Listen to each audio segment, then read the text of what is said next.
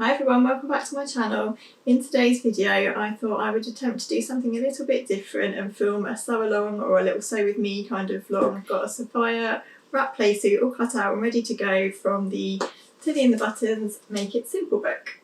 If you haven't got this book or you don't know what that pattern is, it's this lovely wrap playsuit. Just a simple, easy, throw it on kind of summer outfit. I cut that out about 2 weeks ago now and I haven't got around to making it, so I thought I would do it today and yeah, see how I get on filming an actual kind of sew with me sewing vlog. So I've got my pieces all cut out, ready to go in my little basket here, and I'm using this lovely viscose from Stop and Still. I'm holding that upside down actually, I think that's the back. It's upside down, but yeah. I got this at the Knitting and Stitching show. It's from the Stop and Still stand, and they had about 1.5 meters of it all wrapped up in a little bundle, so I got that and I've had it for ages and not really known what to do with it, and I thought it might be good for this little project. So I traced out all of my patterns from the back of the book. You can see at the back of the book there's about 3 huge pages with all of the pattern pieces on. I did find it a little bit of a struggle tracing out patterns, which I'm not a fan of doing anyway, but I prefer to do that than print out a PDF. But there's quite a lot of different patterns all over the same page, so it was a little bit difficult to try and kind of trace which pattern piece belonged to which. But I got there in the end. It's quite a simple pattern. I think there's just a back, obviously 2 fronts, and then the short pieces. And then there's the elasticated waist. To give you a quick look around my little sewing setup here, also known as the dining room table. So that's where I have my sewing machine set up, just at the end of the dining room table there. Today I've got my overlocker over there, but I normally have it around this side, just because with all the wires running down at the back of the table and me going in and out all the time, I'm bound to trip over and eventually break my neck or something, because there's just wires everywhere.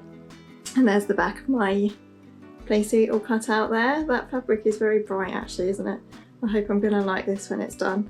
I have the ironing board set up behind me, which is actually the kitchen, which I'm not going to show you because it's a little bit messy in there. Also I have the IKEA Kallax units where I keep all of my fabric and all my bits and pieces and scissors and whatnot. They're just the best things I've ever found, but they are very messy. I'll just give you a look into one of the drawers. See, I just try and tidy them up all the time, but they just get messy again. This is basically all the stuff I use for my Etsy shop. Dressmaking fabric is in a different part of the house. Basically I'm taking over the house with fabric, and that is my humble sewing space. So here are my pattern pieces all cut out. Here's the back, and then I've got the facing pieces which I've already interfaced. I was doing a interfacing Tetris, cutting this out because I've had hardly any left, and I've actually ordered some, but because the post is a bit funny, it still hasn't arrived. And then I've got the short pieces cut out. I just like to keep the paper bit on top until I've used that piece, just so that I remember which is which. And yeah, there's the other short piece, and there's the wrap front upside down, so it's like a pointy wrap front.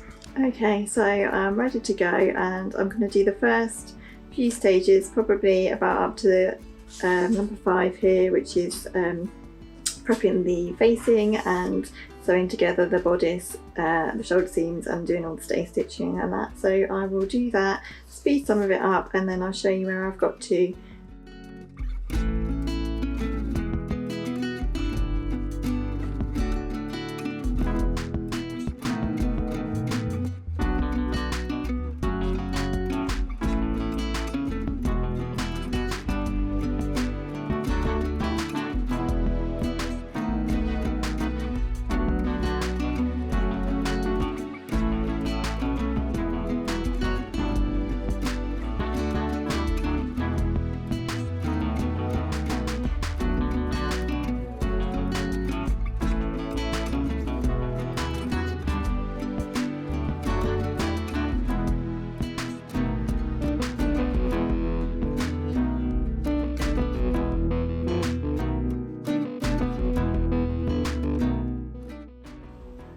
Okay, so I've done my stay stitching, I've done my shoulder seams and I've overlocked them and pressed them to the back, and I've pinned all of the facing to the front bodice, as you can see, and I've overlocked that facing all around the edge as it says to.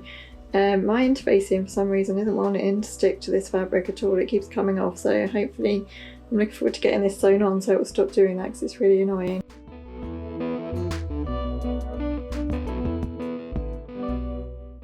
So I've sewn on my facing and I've understitched it all to the other side of the towards the facing, sorry, and I don't know if anyone else does this. I know you're supposed to sew, you're supposed to understitch from the right side, aren't you? But I always turn it over and do it from that side just to make sure that I'm always catching in the seam allowance.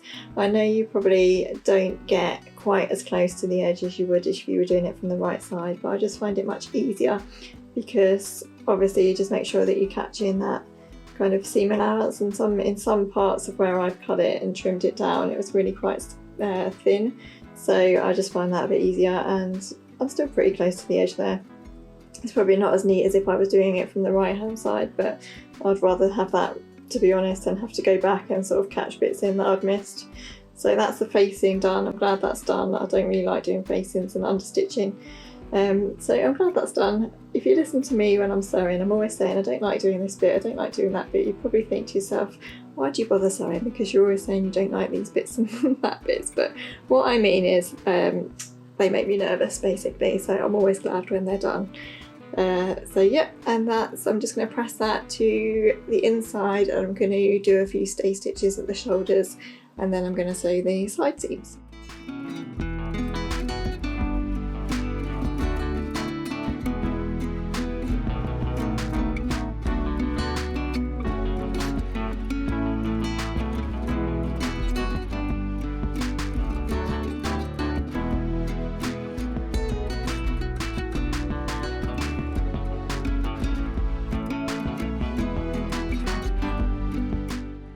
Okay, so I've just sewn my side seams along that kind of curve where the armhole goes down to the waist, and in the pattern it says to sew it with a 1.5% seam allowance, snip it and then overlock it, which is fine actually, but I wondered if it would be better next time to just overlock the side seams first and then press it open just so that the armhole sits a bit better, but yeah, this time that's fine. So that's the bodice pretty much done now. Came together really quickly actually. Okay, so I just stopped to have a little bit of a lunch break now, but I've come up to just try the bodice on, and this is what it looks like over my dress, which looks lovely obviously, but yeah, that's how it's looking so far. This is the wrap. I think it wraps right over left, so it'll go like, I'm really liking it so far. I'm looking forward to getting on with the shorts this afternoon after lunch. Okay, so now I'm on to the shorts, and the book just says to assemble the legs by sewing the inside leg, side seams and crotch seams, and then there's a more detailed description of how to do that further on in the book. So I've popped one back leg and one front leg right sides together, so I'm just going to sew the side seam, the crotch seam here, and then I'm going to pop one leg inside the other right sides together and sew the crotch seam, and then I should have a pair of shorts.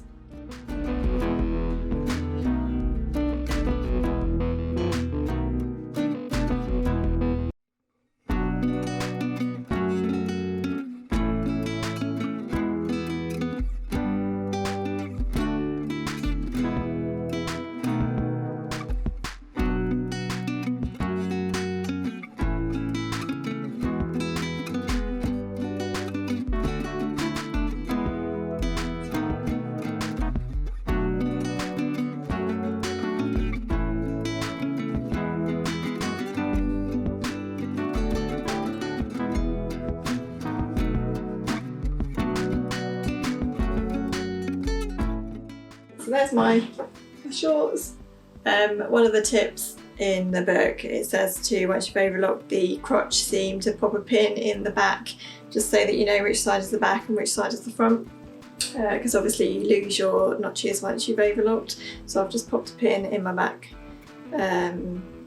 back pieces there, so that I know that the which bit is the back. Okay, so I'm now at the stage where I've pressed over my waistband by 15mm and then again by 45mm, and part of the pattern is that the back is elasticated and then there's a flat front at the front. So in the book there's a guide for how much of an opening you should leave either side of the waist seam. Sorry, my phone just went off there, it really distracted me. So where is that? So the waistline measurement chart, I'm doing a size 2, and then it says you should leave 12.4 centimetres on each side of the centre front waist seam. So I'm just going to pin that now, and then I'll top stitch all around the waistband and leave that section open.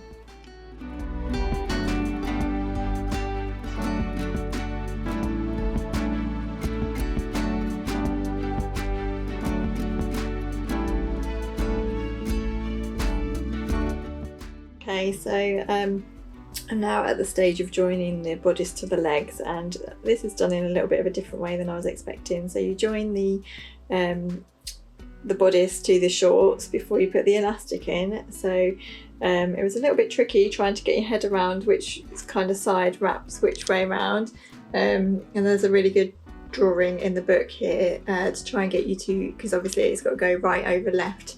And when you're looking at it all upside down, it's a little bit tricky to work out which bit goes over which when you're looking at it all back to front and upside down. So I pinned what I thought was the way that it said in the book, and then I just pinned it really loosely with a couple of pins and then put it the right way up, and I'd actually put the wrong side over the wrong side, so I had the left over the right. So I definitely recommend doing that, because if you're like me and you find it really difficult to think about things upside down and back to front like that, definitely pin it really loosely and then make sure you've got the right bit overlapping the right side. So I've pinned all of that really securely, put lots of pins in, because obviously at some point you're kind of going through 3 layers there, and I'm going to stitch the bodice to the shorts.